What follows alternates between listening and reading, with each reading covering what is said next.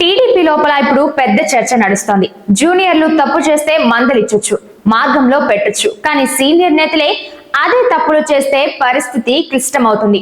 తాజాగా స్పీకర్ అయ్యన్న పాత్రుడు చేసిన వ్యాఖ్యల వీడియో సోషల్ మీడియాలో వైరల్ కావడంతో పార్టీ ఇబ్బందుల్లో పడింది.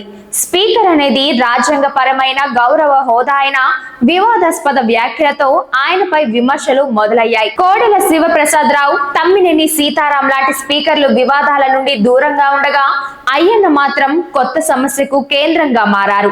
చంద్రబాబు నేతల పార్టీ ప్రభుత్వం కోసం మేలు చేయాలని సూచించిన 24 గంటల్లోనే ఈ వీడియో రావడం పార్టీకి తలనొప్పి తెచ్చింది.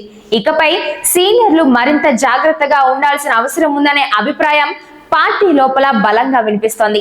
ఈ సంఘటన టీడీపీకి రాజకీయంగా నష్టమే కాకుండా ప్రజల్లో ప్రతిచ్ఛాయపై కూడా ప్రభావం చూపే అవకాశం ఉంది. అందుకే ఇకనైనా నేతలు మాటలలో, ప్రవర్తనలో జాగ్రత్తగా ఉండాల్సిన సమయం వచ్చింది.